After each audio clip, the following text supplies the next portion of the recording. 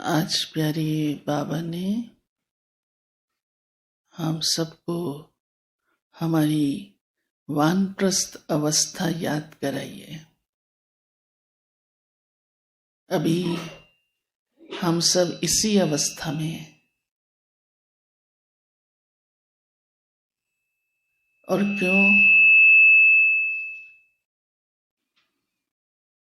क्यों इस अवस्था में है? क्योंकि हमें जाना है।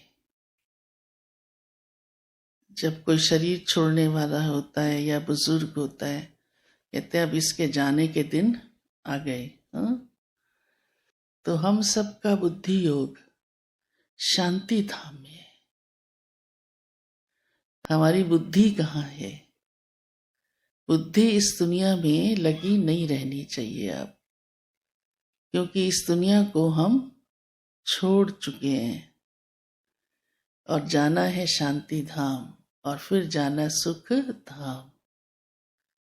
इसलिए बाबा हमें याद कराते हैं। और वो स्थान ऐसा है शांति धाम जहाँ वाणी नहीं है, इसलिए इस अवस्था को वानप्रस्थ कहा गया। वाणी नहीं। और फिर जितना जितना बड़े होते जाते, वाणी कम यूज करनी चाहिए या नहीं, साइलेंस में रहना चाहिए। और बाबा ने तो याद ही ऐसी दी है कि वो साइलेंस में ही संभव है। जितना वाणी से परे रहेंगे तो बाबा की याद भी रहेगी और शांति धाम भी याद रहेगा, क्योंकि बाबा तो है ही शांति धाम का निवासी। दूसरी बात, आज बाबा की मुरली प्योरिटी के ऊपर चली है कि सबसे ऊंची मंजिल है पवित्रता की। और उसमें भी बाबा हम बच्चों को इतनी ऊंची पवित्रता की धारणा कराता है कि हमारी दृष्टि ही चेंज कर दी बाबा ने, आत्मिक बना दी कि देह को देखना ही नहीं है। और देह सामने है तो उसमें किसको देखना है? मस्तक के बीच आत्मा को।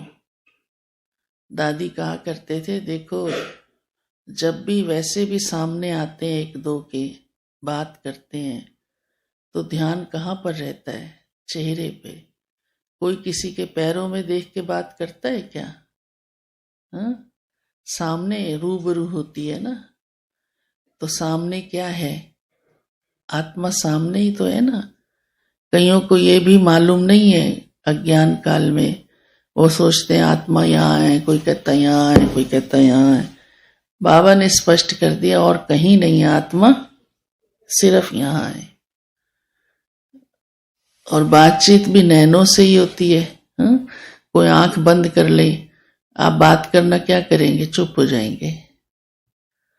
तो बाबा इसलिए ये बात भी आज बार बार कह रहे हैं। और बाबा का कहना है कि माया बड़ी दुस्तर है,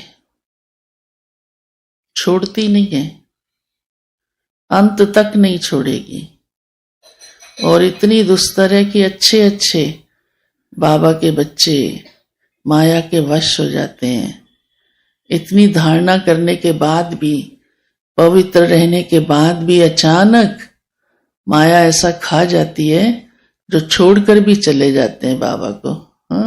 हाथ छोड़कर भी चले जाते हैं। तो बाद में कितना पश्चाताप होगा।